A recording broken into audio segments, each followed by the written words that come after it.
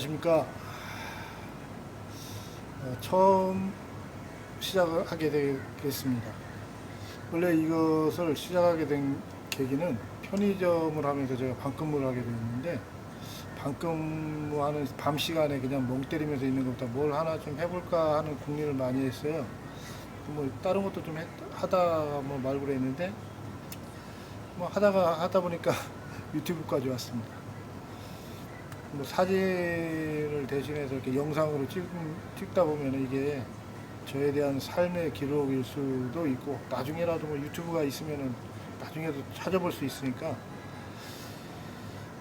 괜찮겠다 싶어서 그냥 해보게 됐습니다. 뭘 할까 그런 고민의 시간도 많았는데, 제가 원래 재미있는 사람이 아니에요. 재미없는 사람이다 보니까 뭘 해도 재미는 없는데, 제가 예전에 책 읽는 취미가 있었어요. 그래가지고 직장 생활 시작할 때 월급 타면 책 한 권, LP 하나, 영화 한 편 보자, 이런 계획이 있었거든요. 그래갖고 뭐 어느 정도 한 것도 있고 안 한 것도 있는데, 요새는 이제 스마트폰이 생기고 하다 보니까 TV 보고 스마트폰 보고 하다 보니까 책 읽는 습관을 놓쳤어요. 그래서 겸사겸사해서 그 습관도 되살릴 겸 집에 있는 책들을 한번 소개를 해보자 해가지고 이걸 하게 됐습니다. 그런데 아무리 생각해봐도 별로 재밌을 것 같지는 않습니다. 시작해 보겠습니다. 첫 번째를 뭐를 할까 고르다 한 게 이 책인데요. 글이 좀 아주 작고 촘촘합니다. 작가는 영국의 움베르토 에코고 이탈리아 알렉산드라에서 출생하셨다고 해요. 예전에는 생존해 계셨는데 지금 조사하다 보니까 자꾸 하셨네요. 1932년 출생하셔서 2016년에 자꾸 하셨습니다. 볼로냐 대학 기호학과 교수신데 셨는데, 기호학이 뭔가 보니까 어떤 의미가 만들어지고 소비되는 것에 대한 학문이라는데, 저도 뭔 소리인지 잘 모르겠습니다. 이분은 세계적인 기호학자이시며 철학자, 역사학자, 미학자신데, 철학부터 컴퓨터까지 엄청 박식한 분이시고, 모국어인 이태리어 외에도 약 7개 언어를 완벽하게 구사하는 분이셨다고 해요. 작가는 미소 군비 경쟁, 그때 이제 소설을 쓸 무렵이니까 미소 군비 경쟁, 핵과 환경 오염 등 세기말적 위기를 소설로 그려내려는 희망을 갖고 계셨다고 그래요. 그러다가 출판사에 계시는 여친이 100페이지 정도짜리 분량의 탐정소설을 써보시는 게 어떻겠냐는 제안을 받고, 쓰려면 한 500페이지는 돼야지 하면서 약 2년 반 동안을 집필을 하셨다고 그래요. 근데 거의 준비 작업은 이것만 준비한 건 아니겠지만은 한 약 30여 년이 걸렸다고 합니다. 그러니까 자기의 알고 있는 모든 거를 털어서 이 책에다 쏟아본 거죠. 이 소설은 영화로도 만들어졌어요. 저도 이제 본 기억이 있는데, 그때 소설을 보고 난 다음이었기 때문에 이게 영화가 나왔네 해가지고 봤습니다. 89년도에 개봉했었고, 얼마 전에 작곡하신 션 커네리하고, 그 당시에는 좀 청춘 스타였던 크리스찬 슐레이터, 아시는 분은 아실 건데가 주연을 했습니다. 스릴러로 분류가 되더군요. 근데 스릴러라기보다는 스릴러가 좀 가미된 추리소설의 느낌이었고, 재밌게 본 기억이 있습니다. 우선 이 책은 미스터리 소설로서의 재미가 있는데요. 밀명을 지닌 윌리엄 수도사와 그를 시종하던 수련사 아드서가 중간에 들른 수도원에서 그날 있었던 수도승 자살이라는 사건을 해결을 의뢰를 받습니다. 그 수도원장에게. 근데 조사를 해보니까 그건 자살이 아니었고, 그들이 있는 7일 동안 매일 하나씩 수도승들이 죽어나갑니다. 그들의 죽음을 요한 묵시록에 예언에 맞게 살인을 함으로써 천사들이 나팔소가 고지하는 천재, 하늘의 재앙이라는 공포심을 갖게 합니다. 예, 좀 읽어보시면 아시겠지만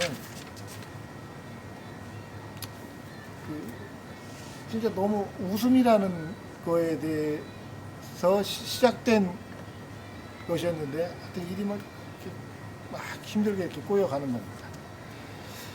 이거는 또 중세 타락했던 종교에 기반한 종교소설로서의 재미가 있는데요. 그 시절이 흔히 암흑 시절이라고 하던 중세였고, 각 교단, 그러니까 카톨릭이죠. 각 교단 간의 선명성 논쟁, 그리고 종교 재판의 와중에 흑백 논리와 칼이 난무하던 중세 기독교사를 정확하게 그려내고 있습니다. 이게 종교지만, 사랑을 얘기하는 종교지만 종교가 종교가 아니고 정치와 정치적인 종교, 타락, 금전적 타락, 육체적 타락, 그런 썩었던 시절이었고, 지금은 뭐 얼마나 깨끗한지 모르겠습니다. 지금 하여튼 당시 생활상 종교관, 세계관을 엿볼 수 있게 해주는데, 그 시대에 경직된 교조주의와 병적인 흑백 논리를 되돌아볼 수 있게 합니다. 악마, 거짓 선지자, 가짜 그리스도에 대한 중세적 정의를 지금도 그대로 받아들이는 사람들이 있을지는 모르겠지만 자세가 너무 삐뚤어졌다.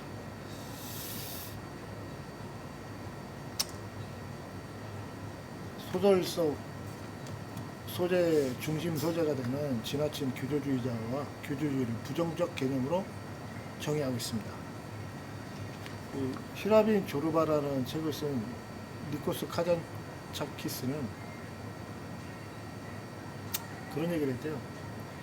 300명의 수도사가 구도하던 어느 수도원에서 수도사들이 악마의 틈입을 막기 위해서 번을 돌기로 했답니다. 아침에는 흰말, 낮엔 붉은 말, 저녁엔 검은 말로 번을 돌았어요. 기다리면 될까? 나 빨라. 편의점이다 보니까 손님이 왔었어요. 하여튼 니코스 카잔차키스는 그 300명의 수도사가 구도하는 그걸 지키기 위해서 아침, 점심, 저녁으로 3가지 색깔 말을 타고 번을 돌았는데, 그렇게 돌았어도 악마는 그리스도의 모습으로 들어오더라 라고 쓴 적이 있습니다. 그러니까 그리스도가 악마 이건 원래 이렇게 생각을 한 건 아닌데, 우리가 믿는 게 과연 그리스도인가, 그러니까 그리스도를 믿는 방법이 올바른가, 뭐 이런저런 그런 거에 대한 얘기인 것 같아요. 종교에 대한 광적인 교조주의와 교조주의는 그 교조주의가 섬기는 그 규범, 즉 도그마를 악마화시킬 수 있는 다 하는 뭐 그런 얘기인 것 같습니다. 번역자도 썼지만 너무 어려운 단어가 많고 지식의 사전이라고 할 수 있을 만큼 많은 표현, 묘사들이 많습니다. 꼼꼼히 읽기가 좀 힘들어요. 어떤 거는 성당을 들어갔는데 성당 입구를 묘사하는 것만도 한 장, 거의 2페이지 가까이를 묘사를 하고 있어요. 꼼꼼한 그 작은 글씨로. 그러니까 이 작가분은 아는 것도 많고 그걸 일일이 어떻게 번역을 하겠어요. 그러니까 번역하시는 분도 그거를 그냥 그대로 옮겨 적었더라고요. 그런 식으로 하신 것도 많다 이렇게 써 있어요. 그래도 하여튼 읽어보시면은 충분히 읽는 재미가 있고 또 한번 보고 싶은 그런 소설이라고 권하고 싶습니다.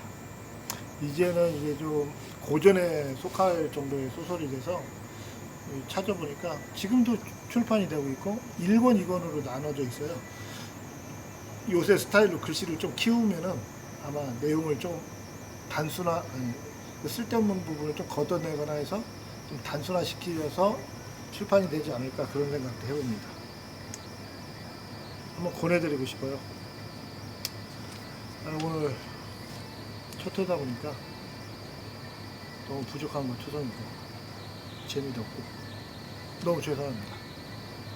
뭐 조금씩 나아지겠죠. 처음부터 뭐 너무 나이가 있다 보니까 좀 이런 거 다루는 게 좀 늦어요. 왜 밑에다 좀 막 이렇게 막 자료 화면도 넣고 막 이렇게 막 하고 싶은데 하다가 이게 싹 날려먹을 것 같아서 그걸 못 하고 있어요. 이해해 주시고 언젠가 그런 날이 있겠죠. 하여튼 좀 더 발전한 모습을 보여드릴 수 있었으면 좋겠고 재미도 조금씩 더 있었으면 좋겠습니다. 감사합니다.